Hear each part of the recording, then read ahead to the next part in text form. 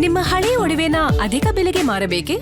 ಅಟಿಕಾಗೆ ಕಾಲ್ ಮಾಡಿ 8880 Attica gold company. ಪರಿಷತ್ ಕಲಾಪದಲ್ಲೂ ಕೂಡ Hanur encounter ವಿಚಾರ ಸದ್ದು ಮಾಡಿದೆ.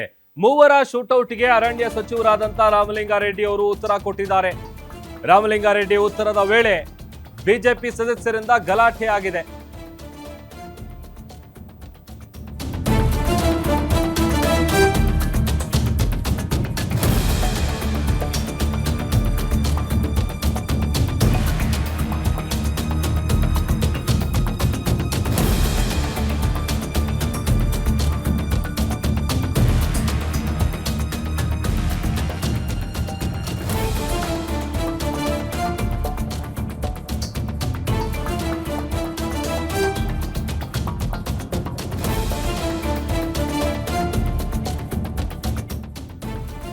ಪರಿಷತ್ ಕಲಾಪದಲ್ಲೂ ಹನೂರು ಎನ್ಕೌಂಟರ್ ಗದ್ದಲ. ಮೂವರ ಶೂಟೌಟ್ಗೆ ಅರಣ್ಯ ಸಚಿವ ರಾಮಲಿಂಗಾರೆಡ್ಡಿ ಅವರು ಉತ್ತರ ಕೊಟ್ಟಿದ್ದಾರೆ.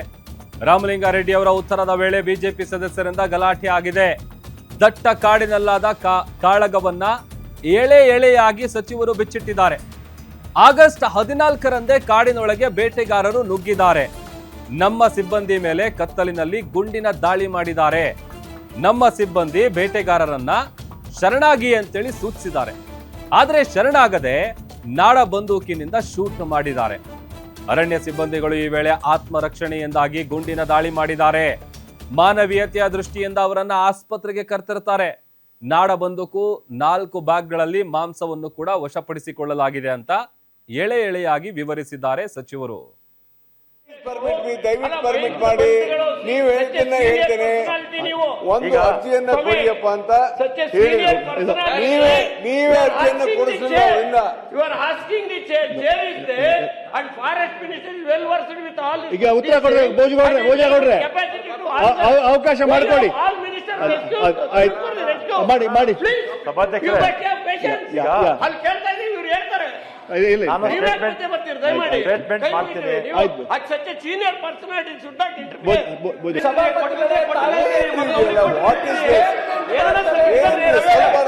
ಈಗ ನಾನು ಉತ್ತರ ಕೊಡ್ತೇನೆ. ಒಂದು ನಿಮಿಷ ಮಂತ್ರಿಗಳೇ,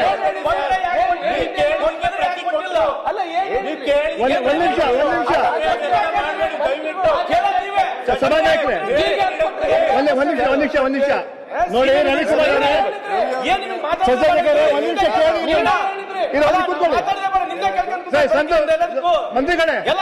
ಮಂತ್ರಿಗಳೇ ಕೂತ್ಕೊಳ್ಳಿ. ಇಲ್ಲ ಒಂದ್ ನಿಮಿಷ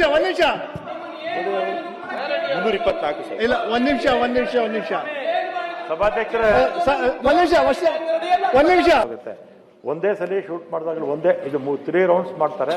1 ರೌಂಡ್ಗೆ ಬೇಕಾದ್ರೆ 2-3 ಹೋಗ್ಬೋದು. 3 ರೌಂಡ್ಸ್ ಮಾಡ್ತಾರೆ ಅವರು. ಆ ಸಂದರ್ಭದಲ್ಲಿ ಸಭಾಧ್ಯಕ್ಷರೇ,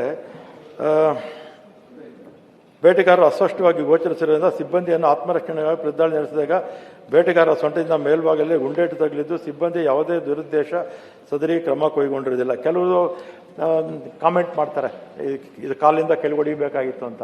ಇದು ಬೆಳಿಗ್ಗೆ ಆಗಿರ್ತಕ್ಕಂಥದ್ದು 5 ಗಂಟೆಯಲ್ಲಿ ಸಭಾಧ್ಯಕ್ಷರ 5 ಗಂಟೆ 10 ನಿಮಿಷ. ಆ ಸಮಯದಲ್ಲಿ ಕತ್ಲಿರುತ್ತೆ. ಮತ್ತು ಕಾಡಲ್ಲಂತೂ ದಟ್ಟವಾದ ಕಾಡದು, ಇನ್ನೂ ಜಾಸ್ತಿ ಕತ್ಲು ಅಲ್ಲಿ ಇತ್ತು. ಅದರಿಂದ ಮನುಷ್ಯರು ಕಾಣಿಸ್ತಿರ್ಲಿಲ್ಲ.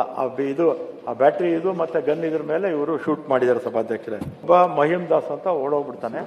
ಇನ್ನಿಬ್ರು ತೀರೋಗ್ತಾರೆ. ಒಬ್ಬನಿಗೆ ಕಾಲು ಗಾಯ ಆಗಿರುತ್ತೆ. ಗಾಯ ಅಂದರೆ ಕಾಲು ಬೇರೆ ಆಗಿರುತ್ತೆ.